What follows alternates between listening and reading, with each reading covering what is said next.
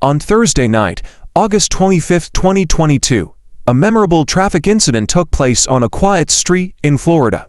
Alexa, a 20-year-old woman, was behind the wheel of her Chevrolet sedan, fully intoxicated and swerving erratically across the lanes, even veering into oncoming traffic. This was the moment she decided to test her ability to outsmart the cops, and Deputy Schwarzart, a Florida sheriff, was on patrol nearby.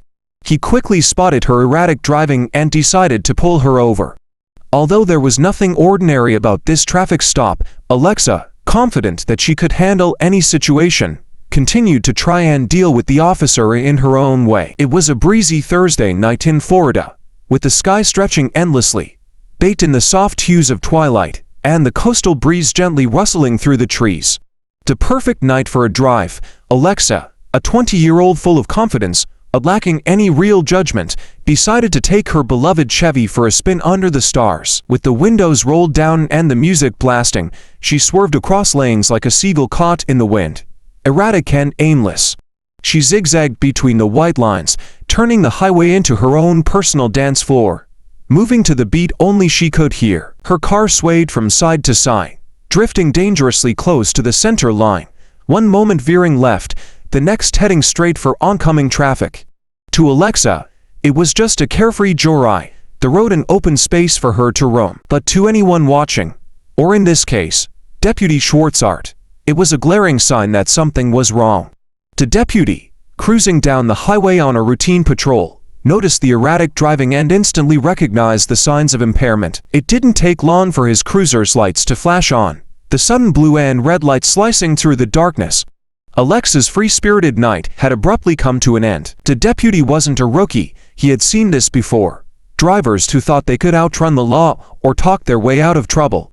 But Alexa, full of overconfidence, likely had no idea that she was about to become another entry in the ever-growing book of Don't Drink and Drive. As the sirens wailed and the flashing lights surrounded her, Alexa didn't panic or comply. Instead, she thought of it as an opportunity to step into the role she thought she was born for, the smartest person in the world who can outsmart a cop. In that fleeting moment, she imagined herself as a master of wit, prepared to outmaneuver the officer with nothing more than charm and attitude. When the patrol car's lights flashed, Alexa responded with dramatic flair. She rolled down her window slowly, as if preparing to unveil some grand secret.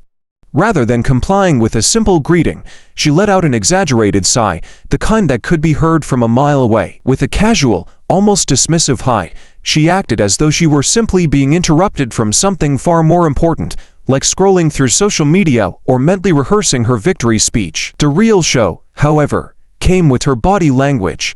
She leaned back in her seat, giving the officer a look she thought was cool and collected, a glance that screamed, "I'm too cool for this and I've got everything under control." Little did she know, the deputy wasn't fooled by her act. Deputy Schwarzart, unfazed by Alexa's antics, took in the scene with a practiced eye. He scanned the interior of the car, noticing the disarray and the unmistakable scent of alcohol that hit him the moment he approached the vehicle. It wasn't subtle, it was as if the alcohol had soaked into her clothing. "Step out of the car, please," the deputy said in a calm, steady tone. He had seen this act countless times before, and his professionalism remained unwavering. Alexa, on the other hand, clearly believed that her charm or some unseen power would sway the situation in her favor. With a confidence bordering on delusion, she squared her shoulders and asserted, "I'm not impaired." It was almost as if she thought her words alone could dispel the mounting evidence. But it wasn't the mere declaration of innocence that would determine the outcome, especially not when the thick smell of alcohol was practically floating out of her mouth like a signature fragrance. Alexa spoke as if the pungent aroma was something entirely unremarkable, maybe even her go-to scent for the day, like an air freshener she didn't realize was malfunctioning. It was as though she truly believed that confidence, and the ability to say "I'm fine" with enough conviction, would override all the clear signals of intoxication. Deputy Schwarzart, however, was unmoved. He had seen plenty of individuals try to talk their way out of sticky situations, but none of them had the kind of self-assured delusion that Alexa seemed to possess. Despite her claims, he knew the signs, the unsteady behavior, the alcohol-soaked breath, and the undeniable reality that Alexa had, in fact, made some very questionable decisions that evening. "Miss, I'm going to conduct a few sobriety tests, Deputy Schwarzart said calmly, his voice even and professional. No need to panic, we'll keep it simple. He was trying to reassure Alexa, giving her the benefit of the doubt despite the signs of impairment he'd already noticed. The officer's words hung in the air, an attempt to ease the tension and make the process straightforward as possible. But Alexa, seemingly unaware of the seriousness of the situation, had other ideas. Can I call my mom? Just for a second, she asked, her voice tinged with desperation, as if a simple phone call could erase the looming consequences of her actions. The officer's eyebrow arched in silent disbelief, his expression revealing that he was struggling to process what was happening. Can she really be asking for her mom right now? He must have wondered. No. You're an adult, he replied, a note of finality in his voice. He wasn't about to indulge her request, no matter how reasonable it seemed to her. In fact, he probably found it a bit absurd who calls their mom during a DUI stop. But Alexa, not one to accept defeat so easily, pressed on. But what if I just text her? She insisted, her voice rising slightly, as if texting her mother was somehow a reasonable alternative. Perhaps he thought her mother's reassuring presence, even in text form, might change the course of events. Deputy Schwarzart, already a few steps ahead, shook his head with resolute certainty. No. You're driving. You're not texting your mom. Let's focus on the sobriety tests, he said, his tone unwavering. His refusal wasn't just about the rules, it was about the reality that Alexa needed to face the consequences of her actions and accept responsibility, no matter how much she tried to cling to the comfort of parental intervention. In this small exchange, Alexa's attempts to escape the moment by reaching for her mom's guidance were met with an officer who wasn't fooled by distractions. The tension between the two was palpable. She sought an escape from the pressure, while he was determined to stay focused on the job at hand. In the end, the conversation was a reminder that, no matter how many times Alexa tried to lean on her mother's metaphorical shoulder, the law had no room for such indulgences. And so, the showdown of the century began. Alexa, a 20-year-old woman full of confidence and seemingly well-versed in police drama from all the movies she'd watched, thought she was completely prepared to perform for the officer. Despite having no real-life experience, Alexa was determined to channel the cunning of her favorite TV characters, believing she could overcome any obstacle without breaking a sweat. The first challenge: simply follow the officer's finger as it moved left to right with her eyes. A straightforward test, right? But Alexa didn't think so. She acted too cool to take it seriously. Instead of just focusing on the officer's finger as instructed, she squinted dramatically, then turned her head as though she was avoiding an important interview. To add more drama, she even exaggerated the movement of her eyes, as if the officer had asked her to perform a difficult dance step, rather than just pass a simple test. With a smug tone, Alexa looked up and asked a question that caught everyone off guard. Is this challenge even legal? Her question seemed to challenge not just the fairness of the test, but the very legitimacy of the universe. Alexa appeared to want more than just to pass the test. She was trying to create a space where she could challenge the officer's authority, as though she was on a stage rather than undergoing a serious sobriety check. She acted like she was performing, with each movement deserving a reaction from the audience. But rather than dazzling the officer, her antics only dug her deeper into suspicion. The next test was the infamous walk the line task, a simple yet telling exercise. However, Alexa, who had seemingly perfected the art of walking while texting, wasn't quite ready for the rigor of sobriety testing. What should have been a straightforward, controlled motion turned into something more like a circus act. Rather than walking in a straight line, she performed what could only be described as the confused crab shuffle. With each misstep, her feet jutted out at odd angles, and her movements looked more like someone attempting to dance without rhythm than a person trying to pass a legal test. To anyone watching, it was less a test of balance and coordination and more like an impromptu game of hopscotch gone terribly wrong. The officer could only look on, disbelief and amusement crossing his face as Alexa's attempt at sobriety testing became a comedy of errors. Then came the final test, the dreaded finger-to-nose maneuver. By now, it was clear Alexa wasn't going to win any gold medals in the field sobriety games. With all the grace of a first-time contestant on a game show, Alexa raised her arm to touch her nose, but alas, she missed completely. No big deal, she thought, trying again with more focus. But the second attempt was equally disastrous, her finger sailing past her nose like it was chasing an invisible target. A third attempt yielded the same result. Frustration mounted. "It's hard," she exclaimed, raising her hands in defeat, as though trying to explain away her failure like a contestant on a live TV show. At this point, it was clear. Alexa hadn't yet mastered the most basic of coordination skills, touching her own nose. At this point, the officer's suspicions had become certainty. It was no longer a question of whether Alexa had been drinking. It was evident that she had crossed a line, not just physically but mentally as well. She wasn't merely a little impaired. She was now teetering on the edge of complete denial, swerving between reality and an alternate universe where she was still in control. The officer, having witnessed her erratic behavior and failed sobriety tests, knew the inevitable was approaching.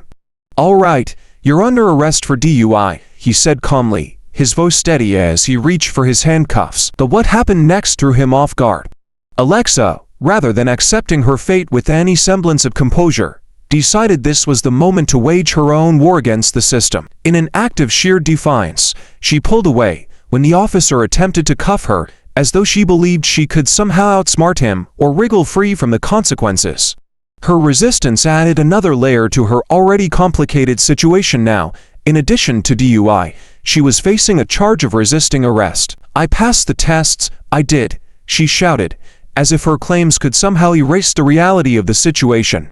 She twisted and jerked, desperately trying to free herself from the officer's grip, all while the cold metallic click of the handcuffs echoed in the air, sealing her fate. It was as though the mere act of insisting she hadn't failed was her final attempt to control the chaos she had found herself in. And yet, the more she resisted, the more she proved that she was anything but in control. But the real twist came in the form of Alexa's next demand, which seemed almost comical in its absurdity.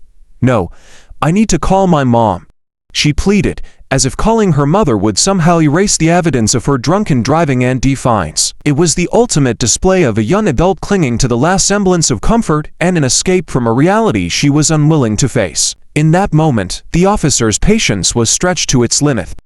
While Alexa's protests echoed in the night, it was clear that the law had no place for her tantrums. She wasn't going to call anyone. She wasn't going to get out of this with a few words or a phone call. What she needed wasn't her mom's reassurance, but to face the consequences of her actions. And Alexa would soon be learning the hard way. As Alexa thought everything was falling apart around her, a grand finale appeared. Her family, unable to watch their daughter in this pathetic situation, rushed to the scene, eager to rescue her from what they deemed unfair treatment. They quickly began criticizing the officers, accusing them of using excessive force while facing a panicked young woman. Meanwhile, Alexa continued to sob, scream, and relentlessly demand to call her mom, creating an atmosphere of tension and drama. However, Alexa's family failed to sway the officers, despite their best efforts to create a scene like something out of a soap opera.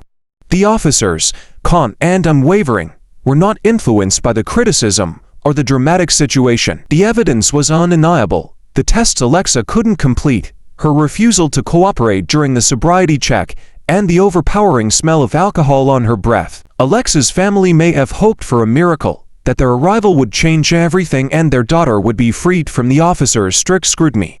But the truth wasn't so simple. All the excuses and emotional appeals fell flat in the face of irrefutable evidence. In the end, the officers stood their ground, resolute in their decision, knowing that their responsibility was to protect public safety, not to resolve emotionally charged situations. In the end, Alexa's bold attempt to outsmart the cops had ended in a way that was both predictable and tragically ironic. Despite her best efforts to talk her way out of the situation, she found herself cuffed, humiliated, and with no chance of dialing her mother for support, something she'd been desperately pleading for throughout the entire ordeal. The officers, professional and unyielding, meticulously documented her offenses: driving under the influence DUI, resisting arrest, and displaying an overall lack of judgment that was as glaring as her alcohol-fueled erratic driving. As Alexa sat in the back of the patrol car, her face twisted in frustration and disbelief, it was clear that, while she may have passed a few field sobriety tests, She had utterly failed a much more significant test of making wise decisions. She had been given every opportunity to de-escalate the situation, but instead, her defiance and refusal to cooperate sealed her fate. It was a textbook example of how impulsive choices and overconfidence in one's ability to outwit authority can lead to a complete downfall. As the patrol car began to roll away from the scene, leaving behind a trail of flashing lights and disgruntled family members, one thing stood out more than anything else. Alexa would need far more than a simple call to her mother to get herself out of this mess. No amount of parental intervention could end the poor decisions made that evening. This time, there would be no coming back from her misguided belief that she could outsmart the law, and she'd have to face the consequences of her actions alone. In the end, Alexa faced not only serious legal consequences, but also learned a painful lesson about how overconfidence and poor judgment can lead to irreversible mistakes. She had thought she could talk her way out of any situation, but the reality proved otherwise. Her mistakes were not limited to driving under the influence. They extended to her persistent refusal to cooperate with law enforcement, making the situation worse. The lesson here is that sometimes the most important thing is recognizing and accepting the consequences of our actions. Rather than thinking we can outsmart the law or change the outcome with a few words, we must face the reality and take responsibility for our choices. Wisdom doesn't come from finding ways to trick others, but from staying calm, cooperating, and behaving appropriately. Just like Alexa, if we don't learn from our mistakes, the consequences can become more severe as time goes on.